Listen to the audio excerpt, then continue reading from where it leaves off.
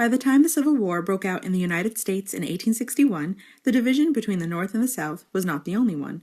There also existed a division between the roles of men and women, and an ideology of separate spheres which stated that the public realm belonged to men, in which they were expected to be ambitious and competitive, and the private realm, which belonged to women, who were expected to remain home, cooperative, sentimental, and self-sacrificing.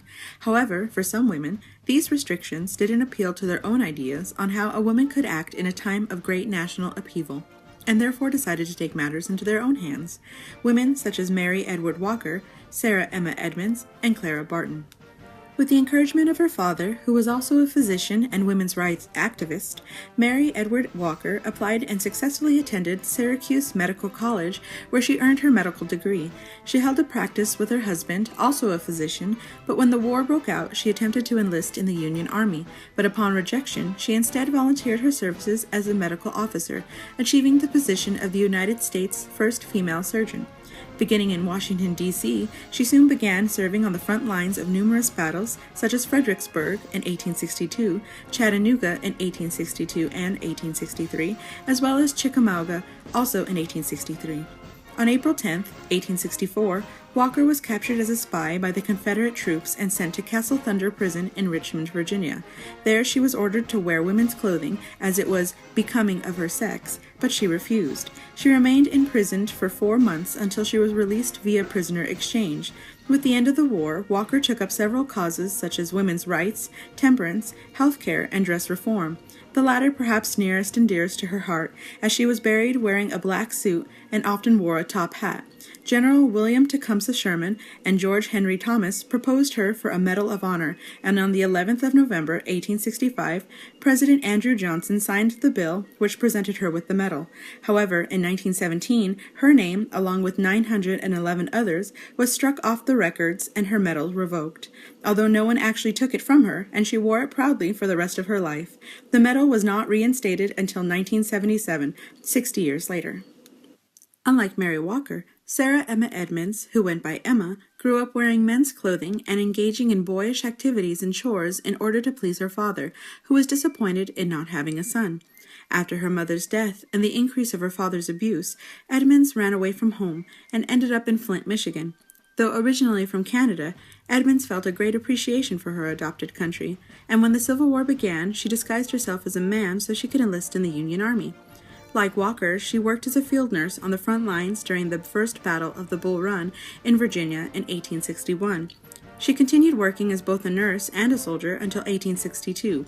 Following the deaths of a close friend and the capture and execution of an important Union spy by Confederate soldiers, Edmonds volunteered to become a spy in order to help end the war quicker.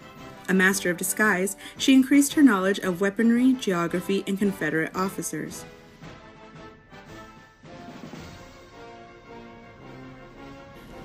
For her first mission, she posed as a black slave and successfully infiltrated a Confederate camp where she overheard valuable information, which she quickly took back to her commanders.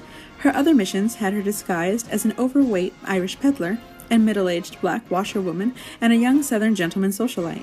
Unfortunately, her run came to an end when she contracted malaria and was forced to leave the army or face threat of discovery in a military hospital.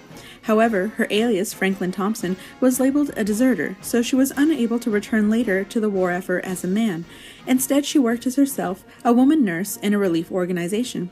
After the war, in 1866, she released a book about her war efforts and donated all of the book's proceeds to the War Relief Fund.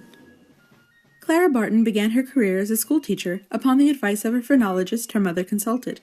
Though young and without experience, she was successful in her endeavor, and soon left her hometown in order to work with the children of a mining town, and thereafter moved to Bordentown, New Jersey, where she helped to create free public schooling for children. However, though the idea was conceived and successfully achieved by her, the school board refused to recognize a woman as head of the program. Refusing to accept the subordinate role after the hiring of a male principal, Barton left to pursue other opportunities. In 1861, she was living in Washington, D.C. when she began hearing stories of the horrors facing soldiers on the battlefield. Moved by these stories, Barton began running ads in the local newspapers to gather supplies for the wounded. As the donations increased, she created an efficient distribution system for which she became known for her promptness in sending supplies where they were most needed, and she became known as the Angel of the Battlefield. While traveling abroad for her health, Barton was introduced to the International Red Cross, which was established in 1864, which distributed relief in war-torn cities. After accepting the Iron Cross of Merit by the Emperor of Germany, Barton returned home to establish an American Red Cross. She began lobbying important government officials and also published a pamphlet entitled The Red Cross of the Geneva Convention, What Is It? Finally, with President Chester A. Arthur's approval, the American Red Cross became a reality in 1882 after 4 years of Barton's struggles. She ran the organization for 23 years. However, her tenacity, an asset during wartime, was found abrasive and detrimental afterwards, and after public scrutiny and internal reform, she bitterly resigned her position. She returned home where she spent her remaining years. These women, in a time of uncertainty and turmoil, didn't merely adhere to the societal expectation that they should remain quiet in their homes. Instead, they took initiative and moved out to the forefront, assuming the mantle of doctor to help the men injured on the front lines, becoming spies to help bring the war to a swifter close, and creating efficient systems of aid so that those fighting for the cause need not suffer more. Women such as Mary Edward Walker, Sarah Emma Edmonds, and Clara Barton broke free of the mold and began laying a path that would lead to the merging of the spheres.